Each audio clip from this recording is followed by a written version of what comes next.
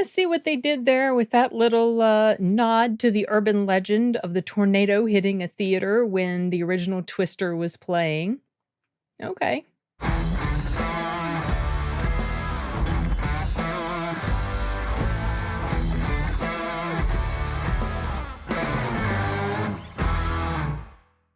That was a completely new thing that came into my mind right before I was getting ready to record. That opening was not my original comment. My original comment was going to be something along the lines of, what was the whole point of this film?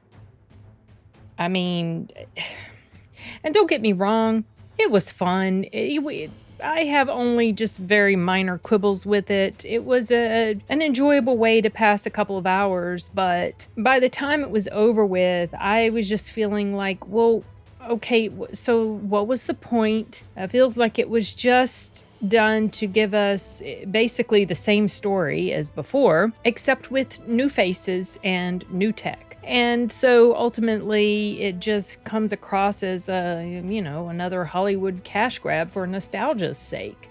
Okay, well, it didn't really pack the punch that I think I was hoping it would for something that was supposed to harken back to a film that a lot of people really enjoy. Now, I do enjoy the first Twister, but I've only really seen it like maybe once, twice at most. It's okay.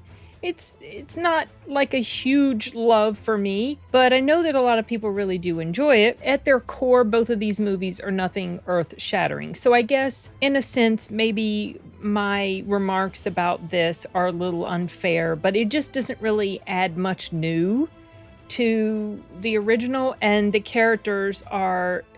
Maybe that wasn't even the point, but the characters aren't even connected. There's no bridge between these two films.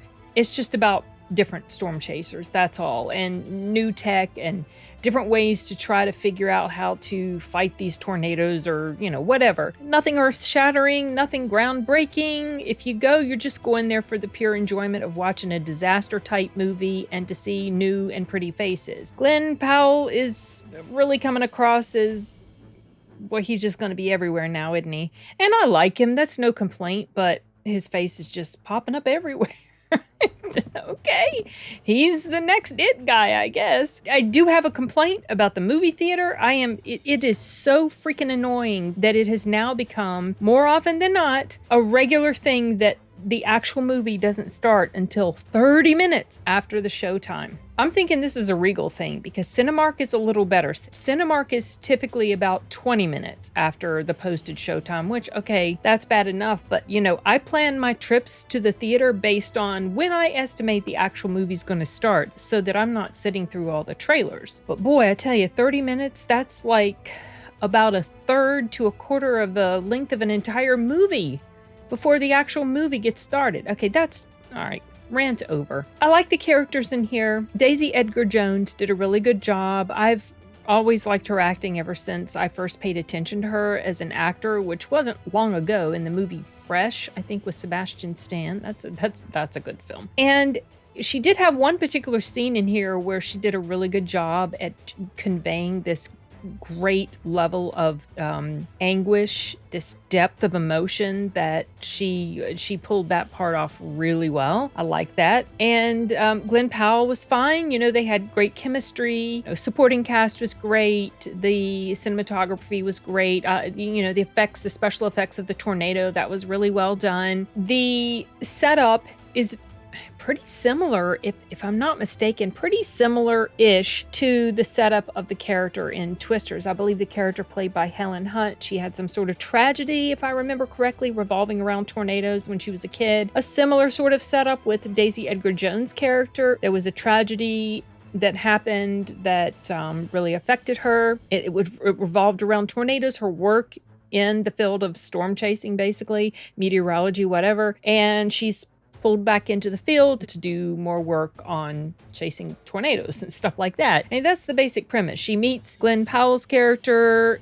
He's a YouTuber, a storm chasing YouTuber. So that was a whole thing. And it's like they all converge on this area in Oklahoma for 1 week because there's this huge system of like pretty much never-ending tornadoes. I swear to goodness. It was like a tornado plus a day over there. And so that was the whole setup for this film. And I mean, it was fine. I don't really have much to say about it beyond that sort of sentiment. I didn't hate it. I liked it. Wasn't super wowed by it. There were a couple things that started to grate on me a little bit just because I noticed what I felt like were inconsistencies in things that were happening. Now, granted, you could say, well, tornadoes are so unpredictable. You don't know what's going to happen when one comes around, but I'll give you an example of what I'm talking about. It's super minor, honestly. It doesn't really affect my overall enjoyment of the film. There's scenes where you see vehicles that get pulled up into the tornado. People that get pulled up into the tornado, and they're not even really in the tornado. They're like on the outskirts of it, and they get pulled up, you know, a whole truck and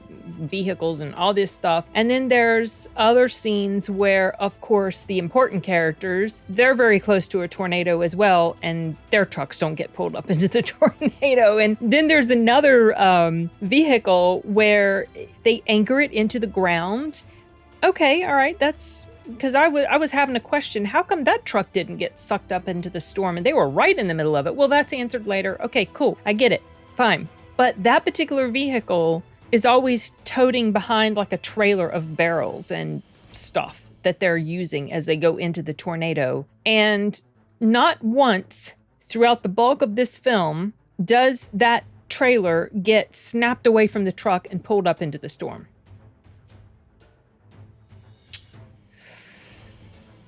There is a moment it happens, of course, for, you know, to suit purposes of the plot, but also to suit purposes of the plot, it wasn't sucked up before when it should have been because there was nothing anchoring that thing to the ground. So that's probably the most I can say about this film in the con column. I mean, as far as the science of this whole story, I'm definitely not an expert when it comes to this. So I have no idea whether the stuff we were being told was complete bullshit or not. I really don't know. Maybe someone with, you know, extensive knowledge in this field would watch this and just maybe their head would explode.